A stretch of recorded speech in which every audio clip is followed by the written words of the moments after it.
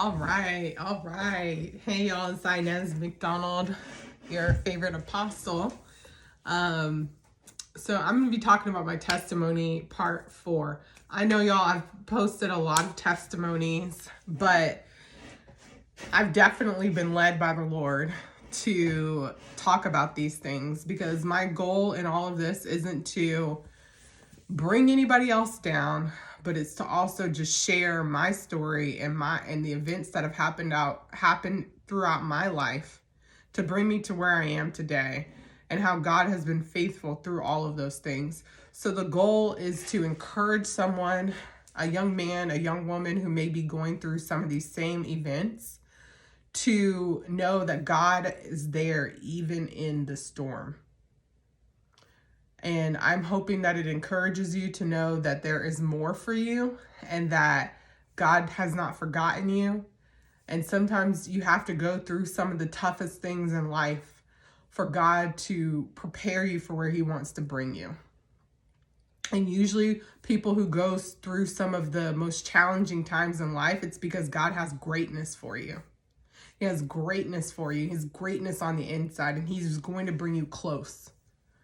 So I just want this to encourage. Again, this isn't to bash anybody. This is from my perspective, my life events. And again, God bless y'all.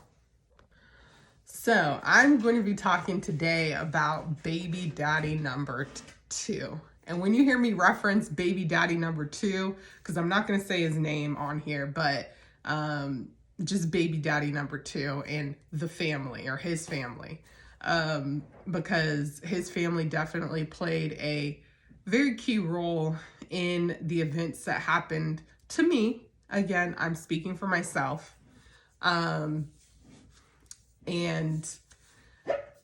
you know, again, I just hope that this encourages somebody that may be going through this situation. So I first want to start out by saying it's funny how sometimes in life you meet people and you never know how they're actually going to play a role in your life or if they're going to even play a role in your life at all. So I met baby daddy number 2 briefly when I was maybe like 12 or 13 years old because one of my best friends at the time was, quote, dating one of his friends, and I was, quote, dating one of his friend's younger brother. I don't know whatever you want to call dating when you're 13, 14, and 15 years old, but we were official. So that's how we kind of met. And we would all, you know, back in the day, we'd all get on the 3-way calls and, okay, I'm going to, you know, I think it was Star 72 or something like that, where you can bring multiple peoples and have this huge conference call on one line. And this person is patching in this person on a 3-way call, and that person's patching in that person on a 3-way call. So we would do big like group calls and everybody would be on the phone together. And I just remember baby daddy number 2 at the time was not my baby daddy. So let's just be clear. He was not my baby daddy at the time. This was years before. I just thought he was annoying and loud and obnoxious and just didn't really pay him any mind. And when the friend and I were no longer a thing, you know, I moved on with my life. But in the meantime, my best friend at the time was pretty close with his sisters. And we became kind of cool with each other for a period of time. And then as we got older, you know, we went our separate ways because life happens. So, you know, I go on about my life, living my high school life. All the other stuff that I talked about in my previous testimony videos happened. And then probably until I was about 21, I would say, maybe 20, 21, somewhere in there, I reconnected with the sisters. And I don't even know how we reconnected, but we did somehow. and we started going to hang out at this place in Gwinnett County called Wild Bill's. And if anybody is from Gwinnett County and you lived in Gwinnett County in the early 2000s to the late 90s, you know exactly what Wild Bill's is. And every Thursday, they had where you could go and club, whatever you want to call it, for 18 and up. It was a hot mess. I had good times, I had bad times, but it was a hot mess. But that's where we would all pretty much go hang out on Thursdays, or even there would be concerts and things there too. Even some of my best friends worked there for a period of time. That's besides the point. But we started hanging out again, and the sisters and I. And I'd go hang out and just chill. And I had my older son at the time, so it was just a way for me to get out of the house and to go do things besides that weren't baby related, because at that time all my friends were from school and everything like that had gone to college, and I didn't go to college at that time.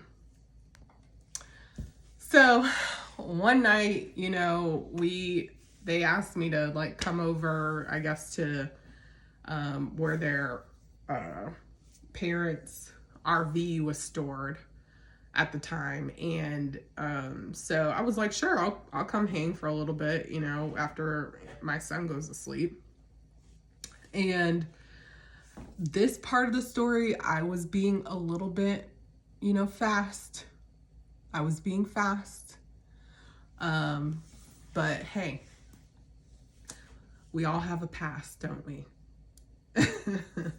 So, and this is just a warning, but I went over to the, where the RV was, and they were all hanging out around outside and, you know, smoking cigarettes. And, at that time I did smoke cigarettes, and I didn't, you know, smoke weed as much as I had been, just because I was getting super paranoid. And I definitely believe that was the Lord, because I asked him to help me stop smoking. So he had pretty much cured me of that. So when I did smoke, I would get super paranoid. But sometimes I would at that time. So we were all sitting around drinking beers and, smoking cigarettes at that time. And this is when baby daddy number 2, who was not baby daddy number 2 at that time either, he kind of popped back into the picture, because he ended up being there that evening. Of course, I wasn't expecting that. And I remember just being like, oh, you know, he's grown up, he's kind of cute, whatever. Nothing to it, didn't really think anything of it. But obviously he felt the same way about me, because he was definitely very much so pursuing me at that moment. So, you know, we all drinking and were a little drunk, and the sisters had their own things going on. And so he and I, you know, one thing led to another that night. And yeah, it was a little hoochie-ish, but hey, again, we all have a past. So, you know, we all kind of go our separate ways after that. And there was more to that story, but I'm not going to go into detail, especially it's not necessary. But we all go our separate ways, and, you know, I don't even know what happened after that, because again, this was a while ago. But me and baby daddy number 2, who was not baby daddy at that time, started talking a little bit more, and had gone out a couple of times, and then we hung out more, and we just really, you know, hit it off pretty quickly. So I do want to mention that this is going to be kind of a long one, because this story is long. So we started hanging out more often. It was almost like a whirlwind romance, or so I thought, a whirlwind romance at the time. Because, you know, I did want to get married at some point, And I was looking for someone that would fit that picture, right? And I never knew at that time that you could seek the Lord in all aspects of your life, and he would guide you to the right person. But in his time, when you both are ready to come together, right? So I was going ahead of God instead of walking with God and allowing God to go ahead of me and behind me and beside me. I was being hasty. So, and when you're hasty, that gets you in trouble, because a few steps in the wrong direction, even when God is warning you and you're not listening, can create disaster in your life. And it's not disaster that God created, it's disaster that you created by going down the wrong path, the path of destruction. So,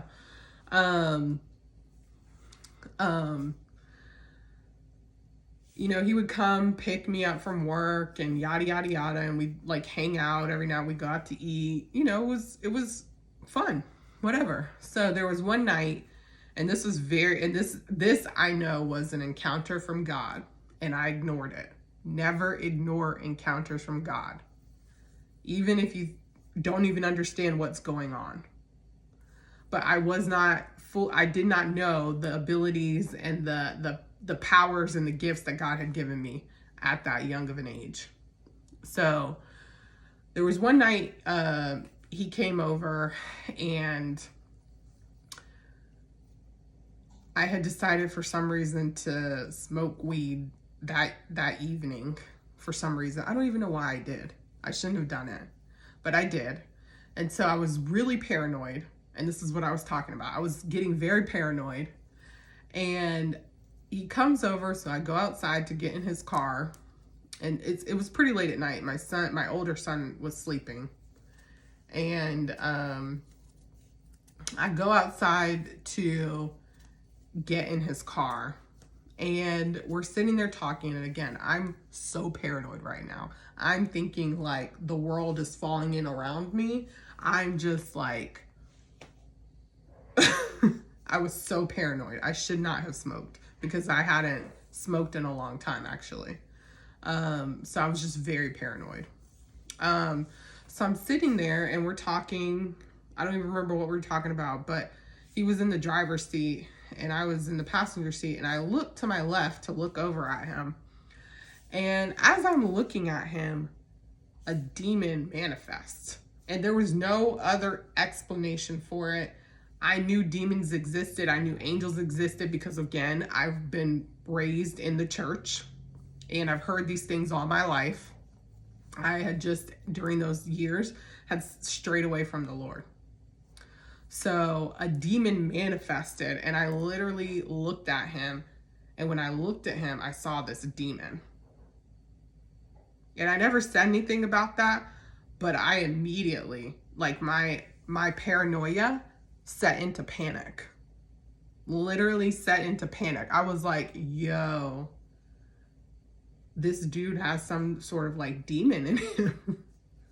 Like, that's not good. I said, you know, I'm going to go ahead and like, I think I went ahead and went inside, and he came with me at the time because I was just freaking out. I just had to get out of that car because I was like, what is going on? What is going on? I had to get out of that car. So we go inside, and we're sitting like on the edge of my bed, and I'm like, I think it's not a good idea for, you know, you to be here. I think you should just go ahead and go. Because at the time, you know, it's funny, I was more in my right mind being high than being sober. Because being sober, I started feeling bad. When high, I was just like, I was actually reacting the way that I should have been reacting, which is crazy to me, because like, it's just crazy how God works, right? So I was like, I think you should go. Just go. So, of course, again, the next morning, I'm like, oh my gosh, what if this guy could be the one? I didn't really see, I start talking myself back, right? So I'm like, I didn't really see what I saw. I mean, I was high, like I was just crazy. Maybe I was just thinking crazy things and like, oh my gosh, this guy could be the one. Like, what is wrong with me? I just literally shoot him off. I feel so bad. Let me call him. Big mistake, y'all. Big mistake. So anyways, I call him. Of course, he doesn't answer because I literally shoot him away. Like, you gotta go. I call him. He doesn't answer. I'm like, fine. You know, it is what it is. So I go to work, and I don't even remember if it was like the next day, a few weeks later. I don't remember. But anyways, I go to work one day, and as I was a manager at the job that I had at the time. And as I'm closing up, getting ready to lock up the store, I see that I had not a missed phone call, but a voicemail that had, because I didn't get good reception in my job. So I had a voicemail. So I listened to the voicemail because it was from him. I saw that it was his number. And it sounds like, you know, he's doing things with another woman. And I'm like, oh wow, that's so blatant. Like, oh my gosh. So of course then I start feeling threatened because I'm a very competitive person, and naturally, and I'm a fighter. That's how God has made me. I'm definitely a fighter. And during those times I was very short-tempered and quick to, you know, run my mouth to somebody or even like hit people. I did not care. It was so bad. I was so immature. So just did not have control of my emotions or my whole person. Thank the Lord for his salvation, his mercy, and his grace and his kindness. Because, yeah, it was not good. But I'm naturally a fighter, regardless. I'm still a fighter. I've just got more control over myself at this point. So I was like, ooh, challenge accepted, right? Like, who thinks that? Like, obviously you need to just stay away from this guy if he's going to be doing shady stuff like that, right? Right? But that's not how my brain worked. That's not how my brain was working at the time. I was not in a healthy place. You know, because if you remember, my dad had passed away a few years prior, from some of my other videos. And if you haven't seen those videos, please go back and watch them. They are long, just like this one. But if you have the time, please watch them because it'll help you with context with some of the things that I'm talking about here. So, you know, I was just very broken still in that place. Then, you know, with my first baby daddy, that didn't work out, and it was a whole hot mess in that relationship. So I was so broken, and I thought I was a little bit more healed, but I wasn't, because God hadn't actually truly intervened.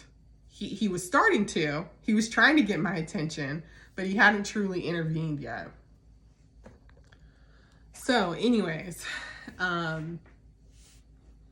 get this voicemail. I'm like, challenge accepted.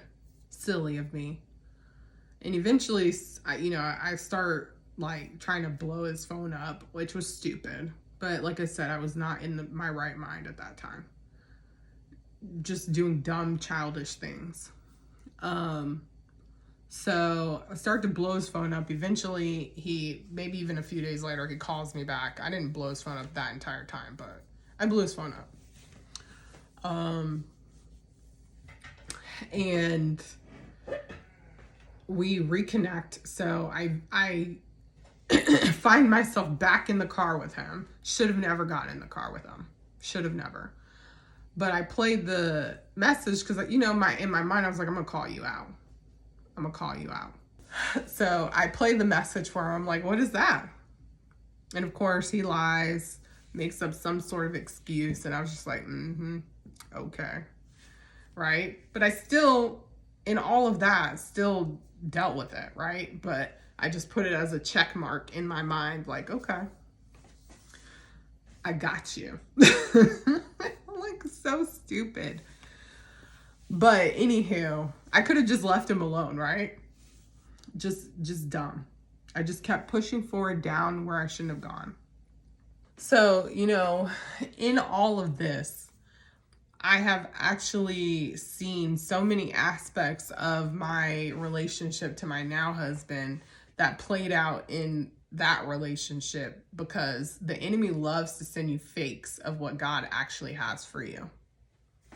And when I say that, the enemy will send people who he has predestined, who he knows are, good to work out his plans, and make it look like it's from God, but it's really a fake of what God actually has for you.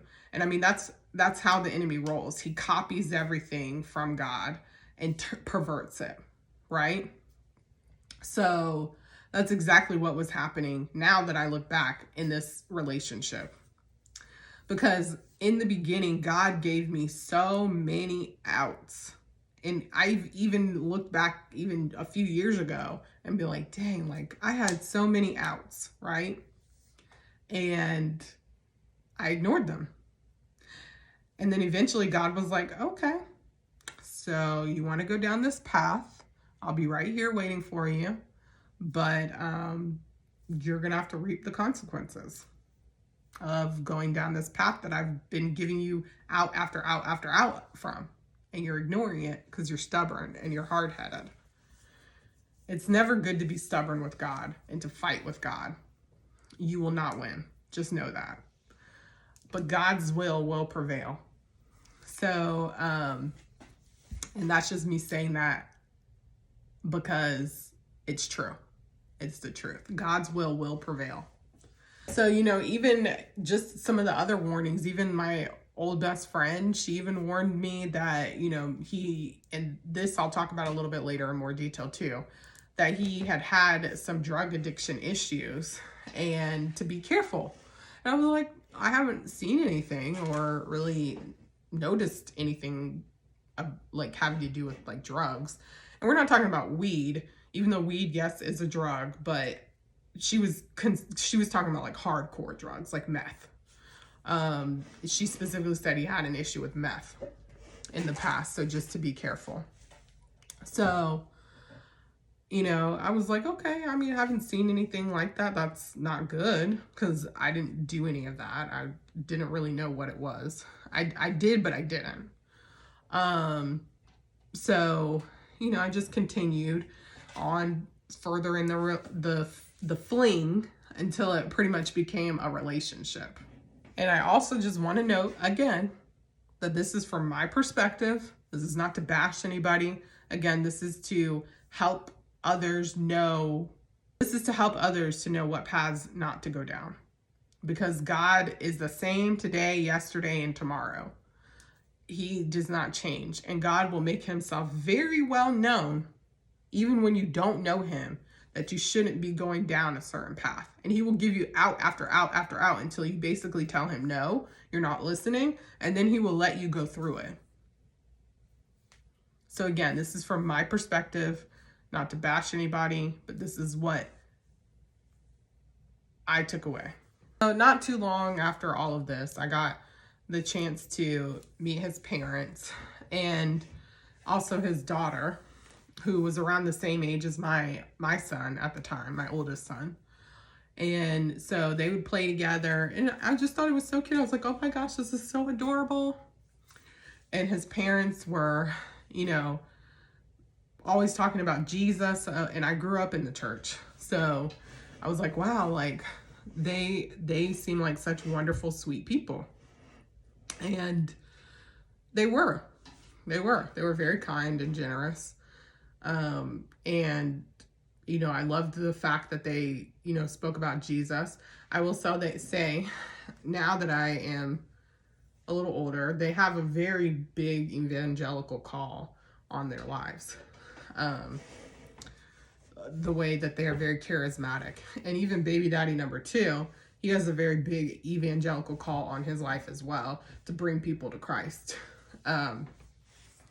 So it's a blessing to have that gift of influence, where you can be charismatic and influence people, and they want to follow you. So, and they want to hear what you have to say, and they want to do the things that you ask them to do.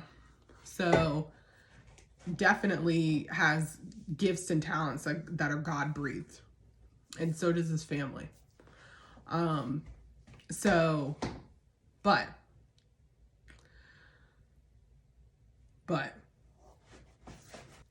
sometimes it takes a process to really truly know the Lord and how God uses people in certain ways. And God uses people in ways that we may never understand.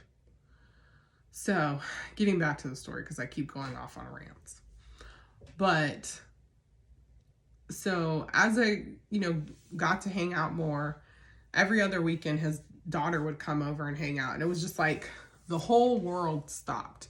Even, his sisters would come and they would have dinners, and they would cook big dinners every Sundays. And I just felt really like a part of the family. And I was like, wow, I feel so accepted. And I had never had that before from a person I was dating. So it was just really, it was a really beautiful thing. It was a really beautiful thing. But one thing that did stick out to me as I was around them more and more is that they spoke very badly about the daughter's mother. And sometimes it would be in front of the daughter, and sometimes it wasn't. And, sometimes they would question her. And again, this isn't to bash anybody, but this is things that I observed with my own eyes and have thoughts on, and how it played out to my story. And this isn't everybody, but one thing that I will say is, in my experience in life, this isn't everybody again. Some of the most wicked people that I have ever met have been those that call themselves Christians. I will say that for sure. And again, this isn't everybody, because there are some beautiful, beautiful people out there who are Christians, who love the Lord, who walk with the Lord, and are truly allowing themselves to be transformed by the Lord. But even God speaks to what I'm saying about the wickedness of believers.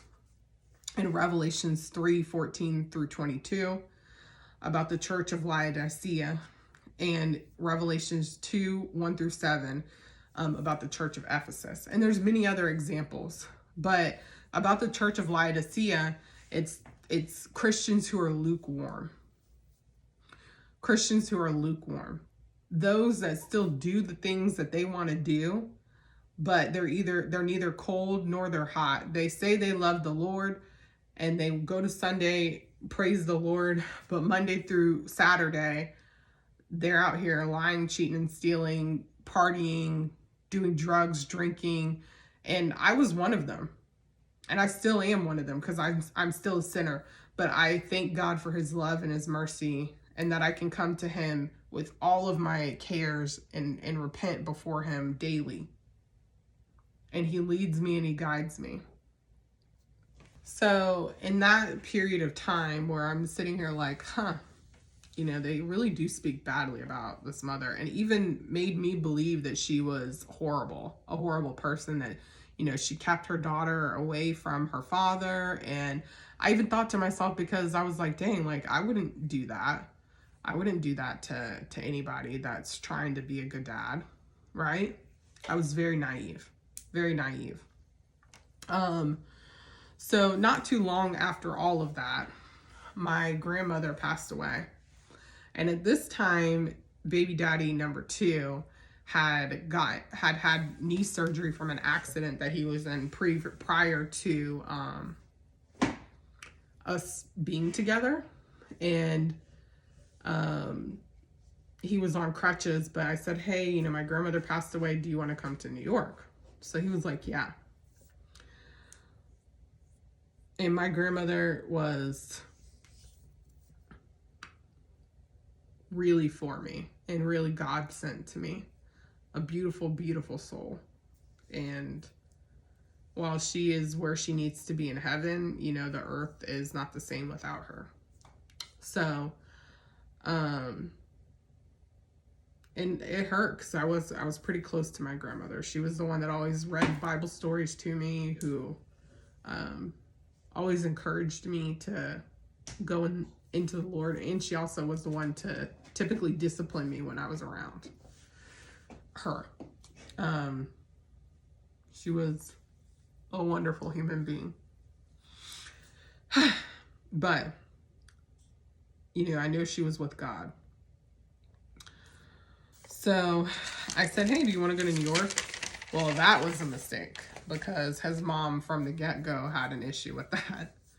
Because I really didn't actually realize it until later on, but their relationship was very codependent at the time. And he was very much so a mama's boy. And even though he tried to act like he wasn't, he was. And she had a lot of hold and say over his life. And it was a very, almost like he was still a child but an adult. It just wasn't a good dynamic at all for anyone in it. And I'll speak to that more as to how that also affected our relationship. And the relationship, or how she thought the relationship was going to be between she and my second oldest son. So that was like the first mistake. So I feel like I got kind of on her I don't like you list at that time, because she was not happy. And hey, I understand. I've got 3 sons now that they're older, and I understand, you know, there's things that you don't agree with, that you don't like, but at the end of the day, like, they are going to make their own decisions, and all you can do really is to guide them and then allow the Lord to work through them. So, you know, the dad was also very involved, but he worked a lot, so he wasn't always there voicing his opinion until like later on.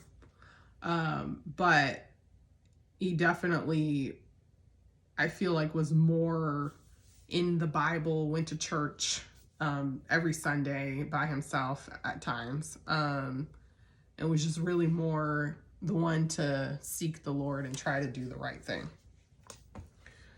And I definitely feel like God blessed them. God did bless them, you know, because God is merciful.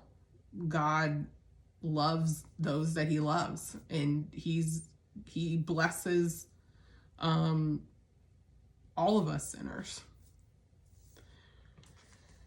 So I do truly believe that God blessed the work of his hands. So we went to New York and, you know, laid my grandmother to rest. He got to meet a lot of my family, especially my Aunt Mary, who was my grandmother's younger sister, who's no longer with us today, but God rest her soul as well. And it was just a really nice time. I felt like the black sheep because I was the one that like was not doing right. And everybody like gave me the side eye. But Aunt Mary was just always very kind, and even if she knew things that she knew, she didn't show it. She was kind, she was funny. I just appreciated getting to know her.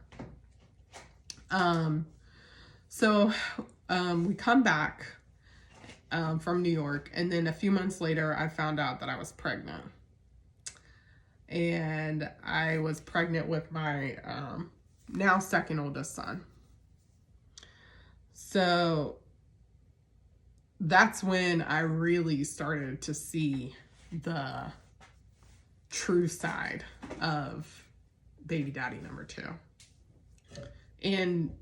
And still not even necessarily his family, but yeah. And some of it I brought on myself because of my behavior too. So I'm not going to say anybody is at fault in these situations of how they feel, because we all did things that were not good. We all did things that were evil to each other that shouldn't have been done. So again, that's when everything started to kind of come to the light, because I believe he really had tried to hide his addiction and his habits as long as he could until he couldn't anymore. And then I think just finding out that I'm pregnant maybe triggered that. So he started being gone for like days and weeks at a time, pretty much all throughout my pregnancy. And, you know, he would say things like, well, I've got to do this to provide for the baby.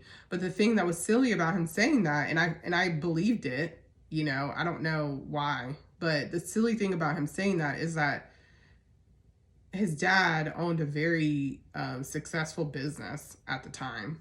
And he knew exactly what to do. He had learned and trained under his dad, and he knew exactly what to do to keep the business running. And he had even built a little bit of his own book of business. It could have made very consistent money doing the right things if he just took time and effort to put into it. And he probably could have made the business go even further than it already was.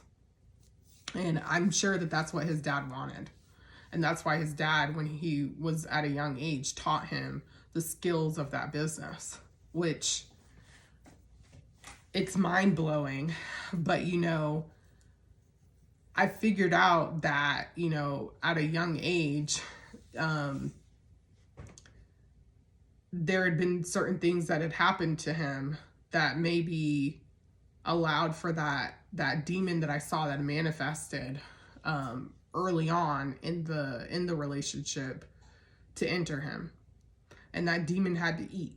So that demon had to eat through addiction and the thrill of the chase, because even during that time, you know, and promiscuity as well, because even during that time, you know, I found out that, you know, he was like kind of deep into even selling drugs. And it just got worse and worse and worse. So much worse. And he was cheating on me, as I started to learn, like with various different peoples. And it was just, I was hurt because even though God warned me, in my mind, I had built it up to where like this could really be the guy, right? So I was really hurt, and I was already bitter and hurt from before. So in my anger, there was a day that, you know, I finally caught up with him after he'd been gone for a little while. And I just started like laying into him. And I was probably about 6 months pregnant at that time. I was just scared. I didn't know like what was gonna happen. And then I've got this guy like wilding out, and I just wanted somebody to like be there for me, to love this child that I'm about to have. And I just saw it all going downhill again, right? So I go over to, you know, his dad's place of business, and we were standing outside, and I just like lay into him, right? And I just started yelling at him. And his mom comes up, you know, of course she's seeing all this. So now I'm also getting more strike marks in the book for her.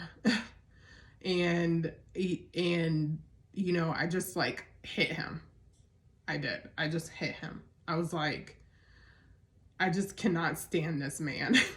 He is literally over here making me suffer. I'm trying to do the right thing. I want, you know, this relationship to work out, and like I'm about to be a single mom with 2 kids, right? So like we ended up like, so then like somehow we ended up like scuffling on the ground, like rolling around on the ground, and had to have people like come pull us apart. And yes, I was pregnant. It was not smart. I shouldn't have been fighting with him. I know. My son is okay though. Thank God. It was only by his mercy. And so I just, at that time, I don't remember exactly what happened at that time, but I think I may have like left or something. I don't remember. But I was just like so exhausted and tired. But, you know, still his family still, you know, accepted me and helped me throughout the pregnancy, which I was grateful for. But that also started to become a problem after a while. So my escape was typically my mom's. So I think I went back to my mom's house, and, you know, just things played out because, you know, I always was like, you know, I just need to get away. But he would always call me and woo, woo, woo, and all that kind of stuff. So I'd always like feel like I get sucked back in. Well, he had this idea that we should move in together. And so he found a little apartment, a basement apartment. So I was like, fine. So we moved in together because at this point, I was getting ready to almost pop, right? My due date was like February of that year. And I think it was like December, January that we ended up moving, right? So, I fast forward, I have the baby. And, you know, he's still gone most of the time. And, you know, I was working, but, you know, he was just like never around.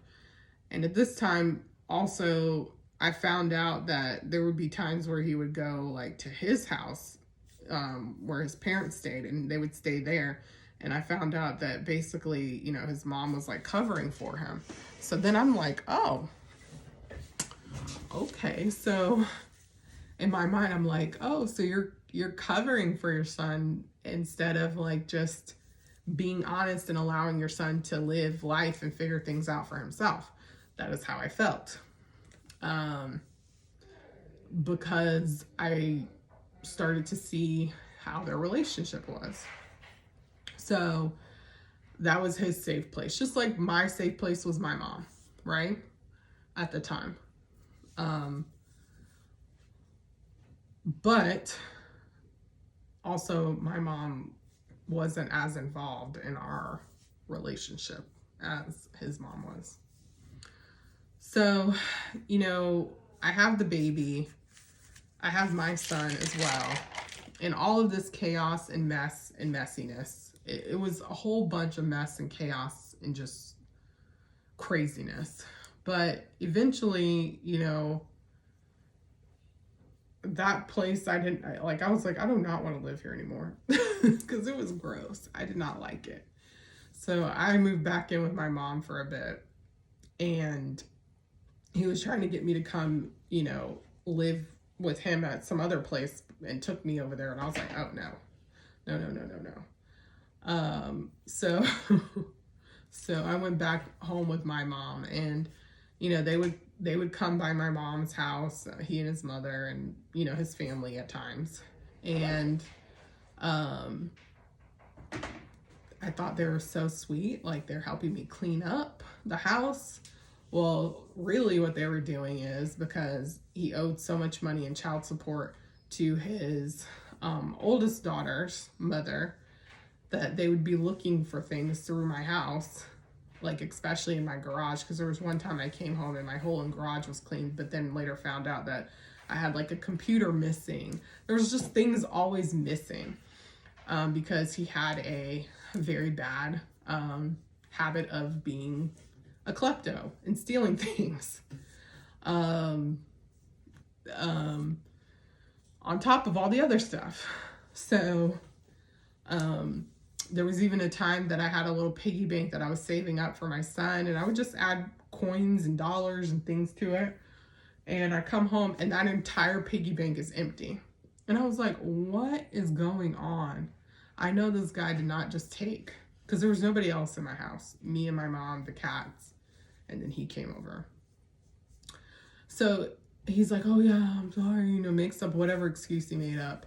And then replaced the money. He's like, I'll replace it. But he replaced the money with a whole bunch of pennies. There was like $50 in there at least, maybe 100. I don't know, something in there. There was a good amount of money that I'd saved up over the years for my son. And he replaces it with pennies that probably equaled maybe $2. It looked like a lot because there's a lot of pennies, but it was probably like $2 of pennies. So I was like, wow, this is wild. I still did not leave, and I should have. But in all of that, they finally, his parents moved out of, one of their houses that they owned to move to a different house. And we ended up being able to stay in the old house for a while, which was about an hour from where my mother lived at the time. So I was hesitant, but I was like, okay, maybe we can this will be a good start to make the family work, right? So, in the midst of it, like his mom also, would help him do certain things to enable his stealing.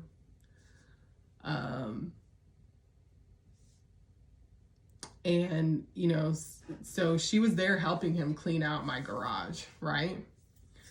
And I was already getting irritated with her just because she was always there and always involving herself in our relationship, which is toxic in the first place.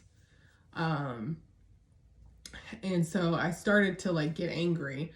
So one other little smidget that I want to put in here as well is that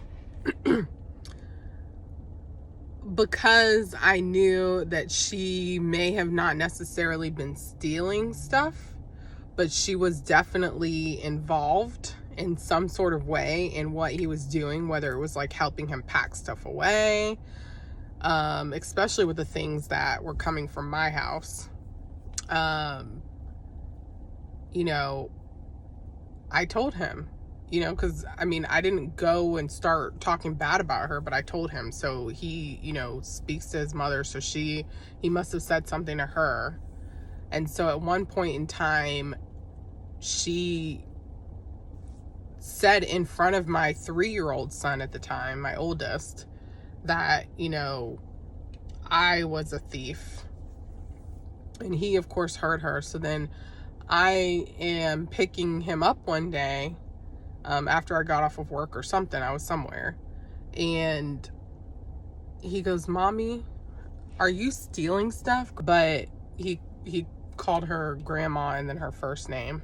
Says that you are stealing stuff from her house. Automatically right there, the fact that you literally are speaking bad about me in front of my 3-year-old child for him to know well enough to repeat it back to me, absolutely not. So that definitely, put the bull in the china shop, so to speak. And then after that, it was I didn't even really care about being disrespectful. It was game on, because you don't speak bad about me in front of my child. That's how I felt at the time. But in all honesty, I needed to just take it to the Lord, because vengeance is mine, thus says the Lord. And he knows exactly how to deal with each and every one of us in our own way. Why? Because he made us uniquely. And because at that time I didn't know the things of the Lord and the ways of the Lord and how the Lord worked, or how the Lord was, or who he was, I took it upon myself to react, which made me look bad. And it made me look worse to her and to her son, of course. So even if I wanted to, have marriage be a thing or make a relationship work, it was really going to take a lot, because there was a lot of disrespect going around between all parties, and just a lot of things going on that would have made it very hard to get past. So even later on, I will say, even later on in the relationship, as I started to kind of separate myself, and she would watch my kids, every now and then when I would work and all that. So I would just get off work and go hang out with my friends, or she'd watch them for the weekend, and I would just go hang out with my friends and ignore her calls. Because I was tired of it. I was like, you're not going to sit here and disrespect me and be involved and all up in my relationship and think that I'm just going to put up with it. So that's fine. You want to be around my kids, and take over and play mom, then mom's going to be going and doing what she wants to do. Because again, I was like 20 some, at this point, maybe 23 years old. I was still really young. And I'm not saying that that is the way to handle it, but that is how I felt at the time. That is not the way to handle it, y'all. The way to handle it is to pray about it and allow God to work on you, to get you through these situations, and hard times, and dealing with difficult people, even when you yourself are being difficult. Because I was being difficult too. And get back is not the way to go about it.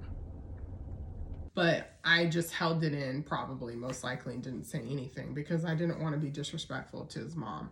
But I was starting to feel like I needed to be at the time.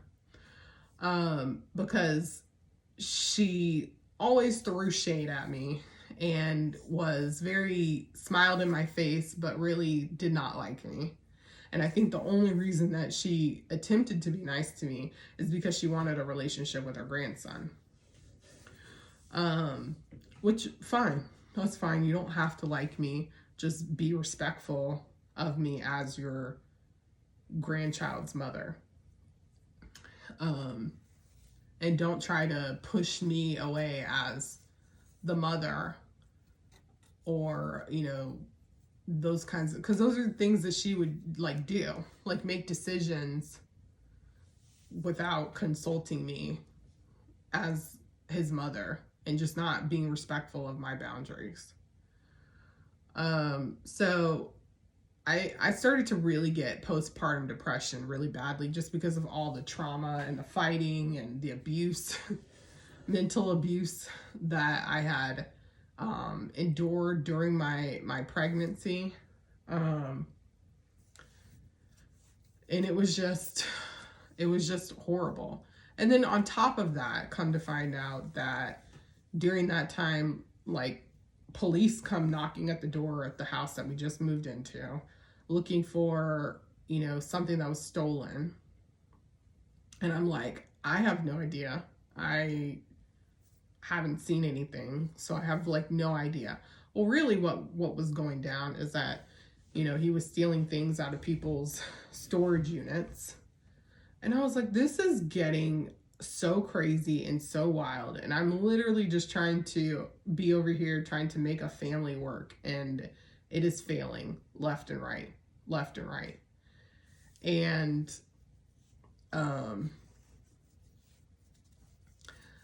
I think one of the biggest mistakes that I made during that time was thinking that he would change, and that a baby would change him, and that I could help change him. Never go into a relationship thinking you could change somebody, because if they showed you who they are, then that's who they are. They have to want to change on their own, and God has to be the one to initiate that change, because they have to be willing, right? So I thought that moving into that house would make things better, and I was wrong. I was very wrong. So during that time, after I find out about all the stealing, before that, I would say before that, I'm kind of jumping around, so I apologize. Um, I met a friend of his who was, I guess, a partner in doing these things, for stealing. And I met that friend's wife and their kids. Um, and eventually, the friend went to jail for the stuff that they were doing together. Well, the friend's wife, now she can't pay bills because she wasn't working. She was staying at home with the kids. And,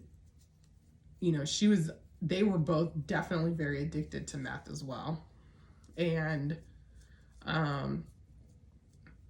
so he's like, hey, now she doesn't have anywhere to go and yada, yada, yada.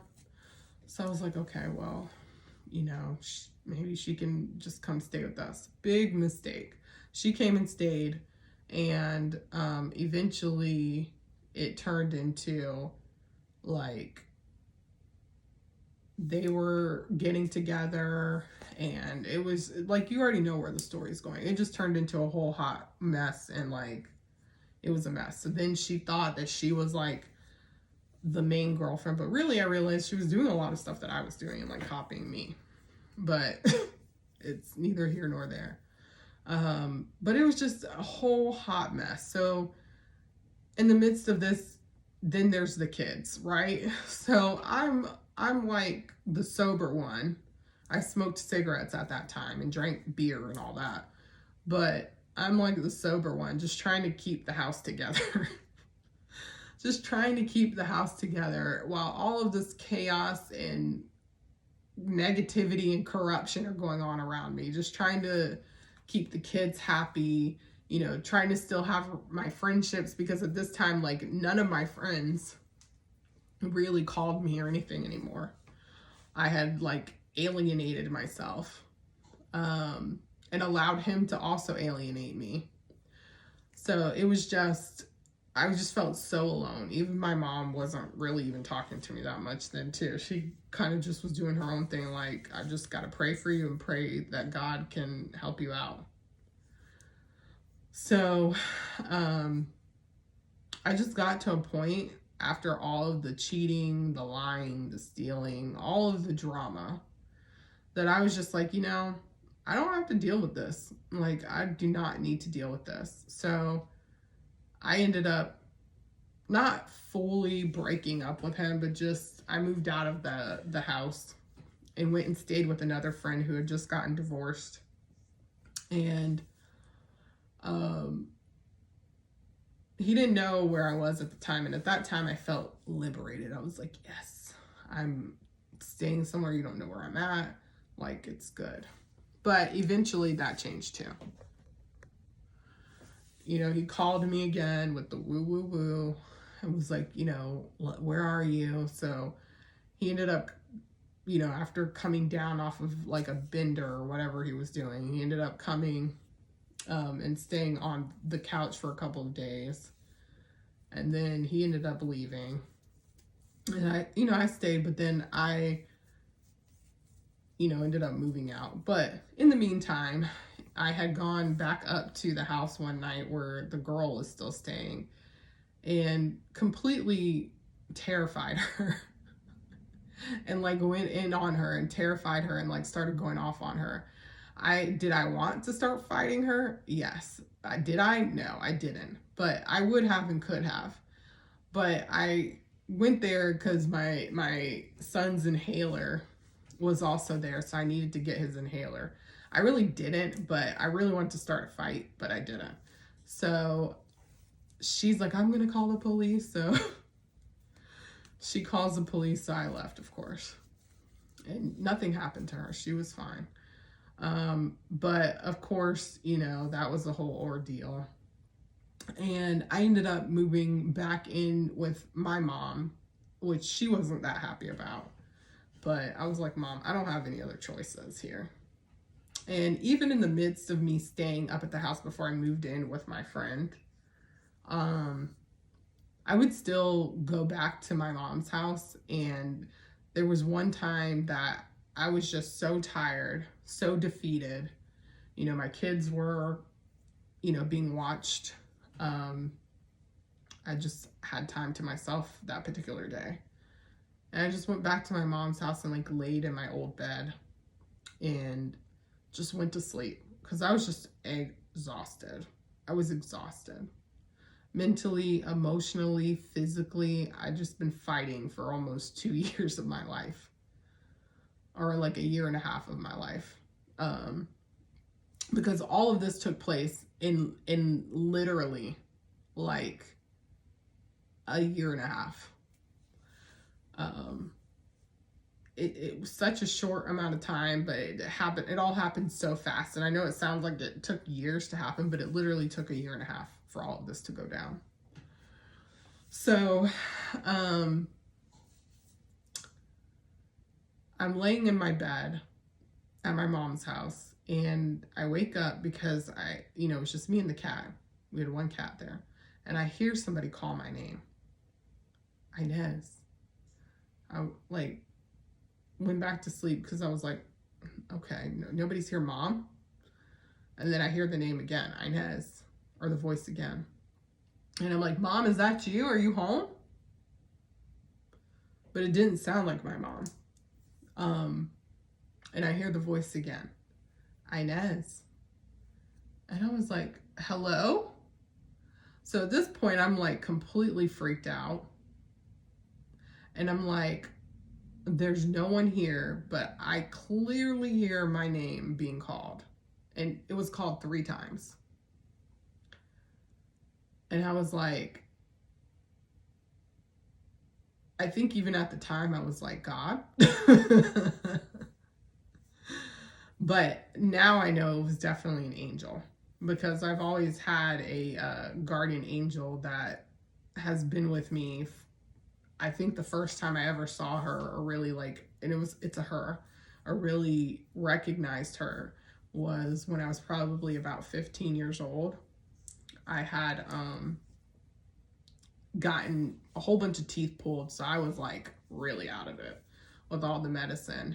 And you know, the nurse who was there, I remember thinking to myself like, wow, she's really pretty, the nurse. And the nurse leaves the room, but then someone else comes back in the room, and like this person was just like really beautiful, like, oh my gosh, like blue eyes, just beautiful.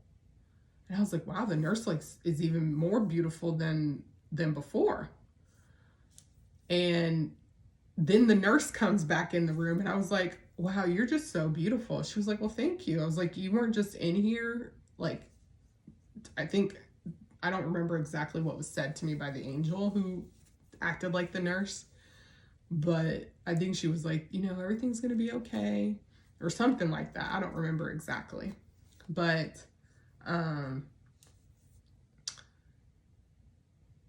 it was definitely her calling my name, because God was trying to get my attention. And that was my first encounter with the supernatural in that way. And it was wild.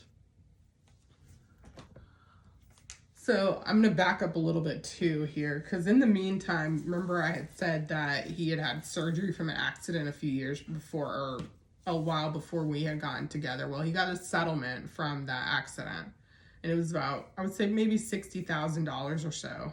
And he's like, I'm going to give my parents some. He gave me like $500. I was like, okay.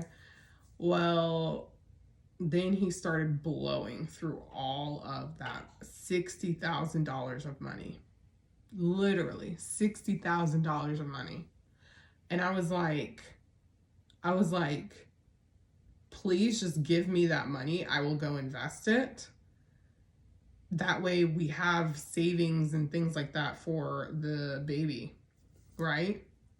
Like we could start a college fund for the baby. Like, don't blow through that money. So I kept telling him that. And then there was one day, because he had it all in a checking account, $60,000. And there was one day that I was like, I need to go get some groceries at Walmart. You know, can I use your card? So I go, I get all the groceries. The card's declined. I come back, I'm like, the card is declined. There's no more money. I mean, you had plenty of money, right? He's like, yeah. So he looks in the account and it's negative, like, I think it was like $1,000 or $300 or something like that. And I was like, whoa. Wow. Wow. So much money to blow through. And I just was like, wow. You didn't even like put any of that towards like your kids. Not even your son. I mean, of course I was thinking about my son at the time, but like he should have also just put money towards his daughter too and invested it. Because right now, if he would have invested even just $20,000, that money would have, by this time right now, could have doubled if he just invested that money. But neither here nor there. So, you know, in the process of all of that, you know, this girl staying at the house, he just blew through all this money. Most of it probably being spent on drugs. I was just very depressed and in a dark, dark, dark place. And I remember one night sitting there and he and the girl were about to like leave somewhere because they were going to go smoke meth. And I remember saying like, here, just let me do it because I just want it to be accepted. I was like, maybe in my mind, this was very toxic thinking too. Maybe in my mind, I can change him and he'll still want to be with me and he'll accept me if I do what he's doing. Right? So, for, I would say maybe about a month or so, I kept trying meth. I didn't really get addicted to it just because I never really wanted to do it. I was doing it because I was trying to get his attention. But I was also harming my body in the same way and not being the best that I could be, right? Because I was just in this dark place. So he and I, you know, we kept fighting and fighting. And there was one night, I remember I was laying in the bed and I was just crying. And he and I were like just fighting, arguing back and forth, fighting. And a lot of times my kids would stay with his parents too, if you're just wondering where the kids were. A lot of times they would stay with his parents. So these would be times where the kids weren't around. And, you know, because I never wanted my kids to see me in that state. I always wanted to be the strong one for them and be someone that they could rely on and know that no matter what, that I was, you know, there. But at the same time, like, the things that I was doing to myself could have messed that all up. So,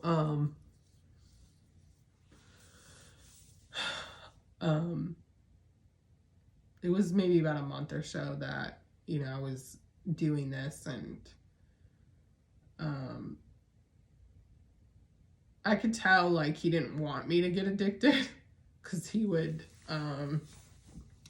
you know, like, be doing what he was doing, but didn't want to, like, give me any because he didn't want me to get addicted because he already knew. But it's funny how, like, you know what's bad for somebody, but you do it. And people do that in general anyways. It's like a parent telling their kid, like, do as I say, not as I do. But this particular night we were fighting because I was just like tired. I'm like, come on, settle down. Like, we can have a good life. right? And he just wouldn't. And this particular night, like, he just got so mad that he had a gun, and he held the gun to the side of my head. He like pushed it into my head. And for some reason, like, I just wasn't scared. I wasn't scared. I didn't care. I didn't want to die, but I felt like at the time that it would have made me feel better. That's how dark it was. So even after that, I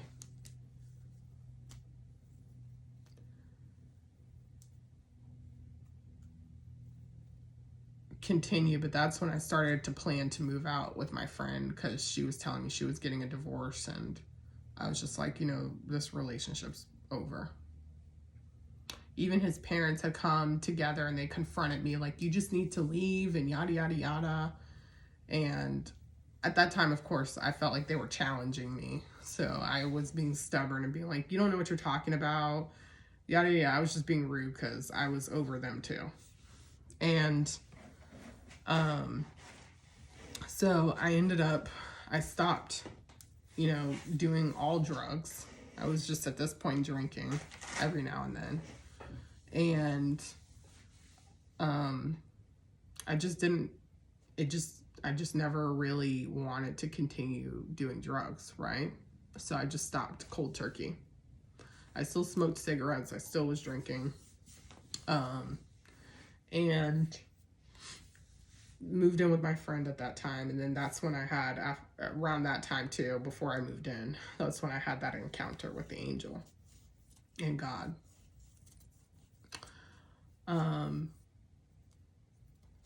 But yeah, so I slowly started basically just pulling back more and more. And basically we weren't even like together at this point, but just hadn't officially said that we weren't together. And I started going to church during that time. There was a church that we had attended while we were together that we always said looked like a cult. But we were like, one Sunday, it was an Easter Sunday, actually, which is funny because we're almost at Easter right now. But it was an Easter Sunday, and my mom, we took his daughter and my two sons, and we all went, we dressed up, we were cute, and to check it out. Of course, if it really was a cult, why were we drawn to it to go check it out? Anywho, it's God does amazing things. So we go, we check it out. I was like, wow, like I really like this church. It was so cool. And actually, the name of the church is 12 Stone, and it's in Buford, Georgia here. And that church, it's a big church, and they have many campuses, but it's so inviting. And you have the way to meet people and get niche yourself down to meet more people that are within this big church, right? But it's literally like a doorway to meeting God, right? To really understanding who God is. So fast forward, that was way before all of the craziness happened, that we visited that church that one Easter. And so I started going back to the church because I was like, I really like this church. So I would drive all the way to Buford from where my mom was at the time. It's about a 20-30 minute drive. And I even started getting her to come with me, actually. And I just really felt at home at this church. It was great. Like, I started to love the Lord more. I had definitely had an encounter with God by what was imparted onto me from being at this church and from just being around other people. So, and I even made friends there that I'm not the closest with now because I don't live on that side of town anymore. But through Facebook, I see them. I started leading, a women's small group there. And my small group was pretty small, But I still had a few people that came and prayed with me, and we discussed the Bible, and it was really a good time. So eventually the Lord, was like, you need to officially break this off. And I had been fearful of doing that. But I knew it needed to be done. So I finally, this was maybe like a couple of months after I moved out from that friend and then moved back with my mom. So this was maybe a few months after that. And my life really started to go in a totally and completely different direction. Like my oldest son was getting ready to start pre-K. I was really trying to do what was best for my kids. And I know God wanted that too. So I finally got the courage to go break things off. So he happened to be at his mother's house. So I drove up to his mother's house and his father's house. And he was there, in one of his modes of like still being high, but like coming off of being gone for days, right? And I could see that he was high because his eyes would get really big and dilated. So I walk in, his mom was there with his youngest sister, and they leave to go over to the other house where, we had been staying. And so I had the kids with me, and I had been praying, on the way up there. And I get there, and, we're watching TV, and I just sit down and I'm like, look, we've got to talk. You and I can't be together. So we need to figure out what we need to do for our son. And I think you like paused for a moment and literally like lost it. He starts like pacing back and forth, takes my oldest son, takes him upstairs and puts him in like one of the rooms upstairs, comes back down, like had my son, my second oldest son was sitting next to me. At that time, he was probably about 18 months old. And he's sitting next to me. Then he like starts like yelling at me and like screaming at me. I don't even remember how the chain of events happened because it was so long ago, but he eventually like starts like wrestling me on the couch, like trying to pull my clothes off, and like bites my knee because he eventually like gets my pants down. And I'm sorry, that part's a little graphic. And opens the door like after he pulled my like clothing off, and that part's a little graphic too, so I apologize. And just starts yelling at me and like fighting me and scratching me and like hitting me and like just going crazy. And I was like, what are you doing? And I'm like cussing him out, like, and the baby was sitting right there, but I'm like literally having to defend myself. And I'm sure my son's upstairs hearing all of this, and this is not what I signed my kids up for because I didn't expect it to go that way. So he then runs into his parents' bedroom, and I was like getting ready to like gather the kids and get ready to go, and then I hear a gunshot, right? So I'm like, oh my gosh, I know he did not just shoot himself. So I go trying to open the door because I'm like, okay, I can't just leave him. I need to see if I need to call 911. So I open the door's locked. I finally get in. He's on the floor with the door open because there was a patio door. With the door open, fine. But then he gets up. I'm like, what is wrong with you? Why would you do that? And then I said, I'm leaving. Oh, you're not leaving here with my son, and da da da da da da da da, and like just going off on me. So then he like like basically like, you know how a football player like hits those bags and like pushes the bags? He like pushes me all the way into the bathroom. So now I'm basically in the bathtub, standing there. He's got this gun in his hand and comes right up on me, shoves the gun right here in my stomach, or the pew pew. He shoves the pew pew like right here in my stomach. And I was standing there and I'm like, okay, so this time around, like, I really don't want to die because I'm actually just trying to do the right thing. And I just didn't even know what to say. All I could think in my mind was like, I don't want to die. And all of a sudden, like, I literally thought he was about to pull the trigger in my stomach, and like very close to my heart too. And all of a sudden he just stops and like backs off.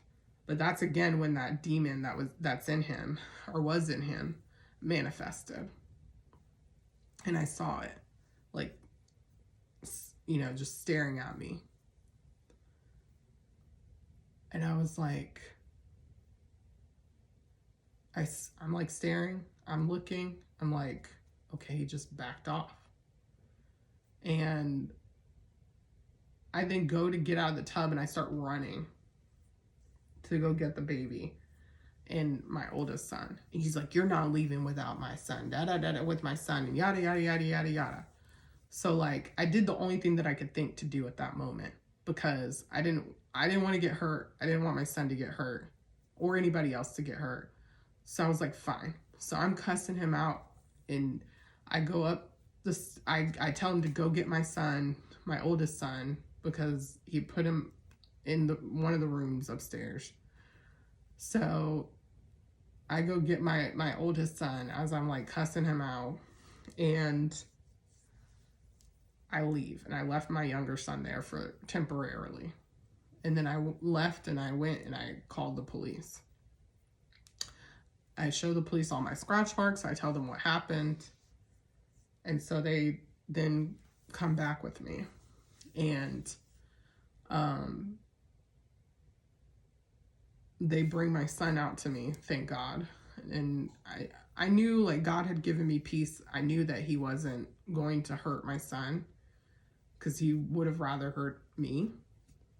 But they bring my son back out, and then, you know, they find the gun, and then they bring him out and arrest him. Well, by this time, his mom's coming back around, and she sees all the commotion. She automatically gets out of the car and starts yelling at me, this is all your fault, and yada, yada, yada. I was like, oh my gosh, like, I'm like, literally, you know how much stuff I've had to put up with between the both of you? Like, I don't need to hear this right now. I didn't even say that. I just was quiet and like took my son and drove off, because at that point I was just, you know, I answered the police's questions. They told me what I needed to do, and I just left. And like that night, and probably for the next few days, I like cried, just cried, because I never expected things to end like that. It was hard. So he ends up going to jail. I end up having to do like a what they call a temporary protective order. I think he got bailed out at some point, and you know, he's not supposed to contact me, but one of the first things that he does is contact me and, you know, try to woo me again. But I heard very clearly, plain as day, the Lord say, if you go back, you will die. So I was like, no, I'm done. And I was done. I did not go back. But I will say for the next like 4 years, I was in and out of court, because if you ever have to go to court and you know somebody's not good for your child, even if it's a family member that you try to have, you know, supervised visitation, someone that I should have known that like covers for the other person or lies for them. Just do what you know is best. If that means that, you know, that child doesn't get to see their family, I mean, that's what has to happen, unfortunately, because what's best is for that child to be in a healthy and safe environment. So I thought that, you know, his mom being the person that supervised visitations, because I didn't want him to not be able to see his son, was a good idea. And it wasn't, because almost every weekend that he would come home, you know, he'd have diaper rash, and like really bad diaper rash to the point where it was like a yeast diaper rash. And, you know, I could just tell he wasn't being taken care of, because I knew if he was with grandma, like she would take care of him. She changed his diaper like regularly. I could tell he'd been sitting in his diaper for a long time, and maybe she had just picked him up that morning from wherever they were, because 6 months after he and I separated, he got married to some other girl, and come to find out, she was trouble for her baby daddy, because eventually her and her baby daddy were in like court disputes, and eventually her baby daddy reached out to me and was like, hey, I kind of know the situation that's going on. Like, I've got court, you know, I saw the court records of, you know, you calling the police. Like, can you testify for me? Also, in the meantime, I also had a conversation with his daughter's mom too, finding out that she's definitely not a bad person. Like myself, she had been, you know, hurt and a part of all of the drama, and a part of his mom's drama, just being in the middle of the relationship. And, you know, she just didn't want to deal with that anymore either. And all of the drug use and all of the stuff that was just going on, like she just wanted her daughter to be safe. So she was not the bad person that they made her out to be. She was a mom. Come to find out.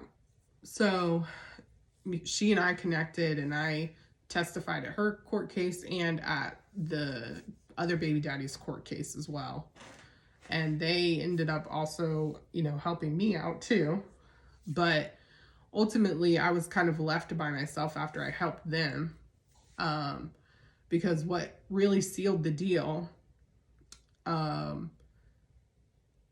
for me having full physical and sole custody of my son was because, you know, his grandmother had lied in court to the judge about, because when my son was about 2 years old, he was outside with her I was not there, but this is the story that she told me. He was outside with her going to the mailbox, and they had dogs on their property that roamed loose. And one of the dogs had a history of biting children.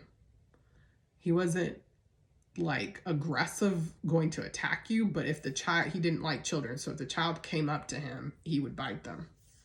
Well, my son ran away because he was very all over the place and active from her, and tried to jump on the dog at 2 years old, which most 2-year-olds would do. And the dog turned around and bit him right here on his face, very close to his eye. And so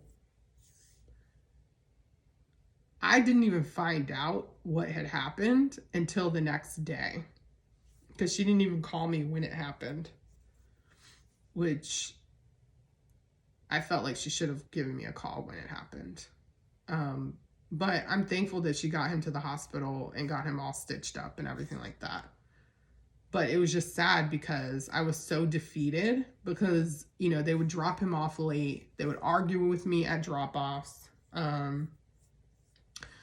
You know, they threatened me about child support and all kinds of stuff. They would bring the new wife to like rub it in my face. Just real petty, all kinds of drama, petty stuff that didn't even need to be, right? And I was just tired. So when that happened, I contacted my attorney and got an emergency hearing, and she chose to lie in court about the dog having his vaccines or not. And the judge did not like that. So, her being the supervisor for visitations got revoked. And,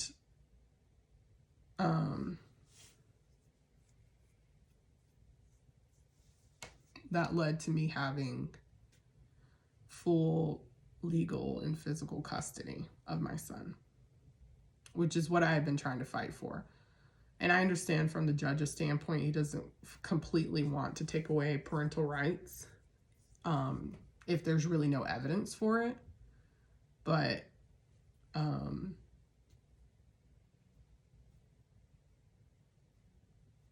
or if I didn't prove my case. But in this situation, it did. So then, I had a supervising visitation agency put in place in our court documents. And they would have to pay for it, of course. And so I guess, he just never wanted to pay for it, because ever since then, he's never consulted, an agency to do that. And I would still go and allow like his grandparents to come see him while I was there. And we'd meet at like the mall or like Stars and Stripes. Well, they got tired of that, so then they started telling me that like I needed to let them take their grandson with them. And I was like, you have no idea what you're talking about. Do you not understand all of the things that have just happened over the past few years, and you think that I trust you? I'm like, you need to earn my trust. Like, you don't respect me at all. So no, I will be here. I will allow you to see your grandson because I know that that's the right thing to do, but I will be here. Well, they didn't like that. They talked to me about it almost every single time that we would get together anywhere. And there was even one time that they just popped up at my house unannounced, which was completely rude.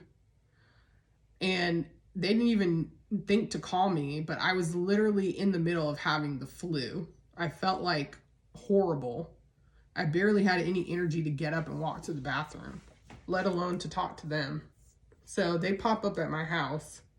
I usually kept my door open because we had a screen door, and especially when it was a nice day. And I think my mom had the kids, or they were taking a nap or something. And so I walked to the door, and I promise you, like, the flu, it didn't exist after all the rage that was in me just came up for y'all popping up at my house. And I was like, first off, y'all need to leave. This is inappropriate. I don't even remember the exact words I said, but I was basically getting my point across because I was mad. And I didn't feel good. I didn't even tell them that I didn't feel good or had the flu or anything like that because it wasn't any concern of theirs. I was just trying to get them to leave because you shouldn't pop up at people's houses. So, then we meet, like, they wanted to talk to me, and they were like, well, they'd been giving me some child support. And they're like, we're not going to be giving you any more child support. After they called me like gold diggers and all this kind of stuff. I was like, okay, I'm not a gold digger. I work very hard. And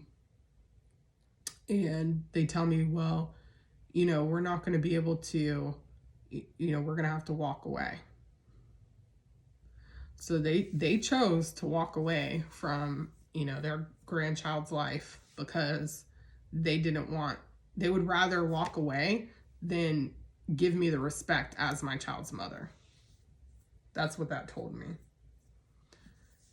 And that's okay. Because my son is in a healthy environment, in a safe environment, and he's thriving and doing well all these years later. So that's my testimony part 4.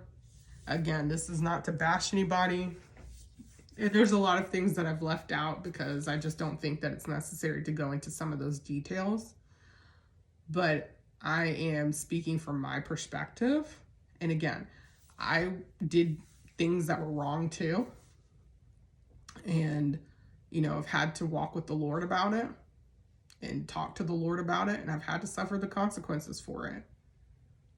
But God is merciful. So if you or anyone else that is, suffering from abuse or feels like they can't get out of a situation, or you're scared,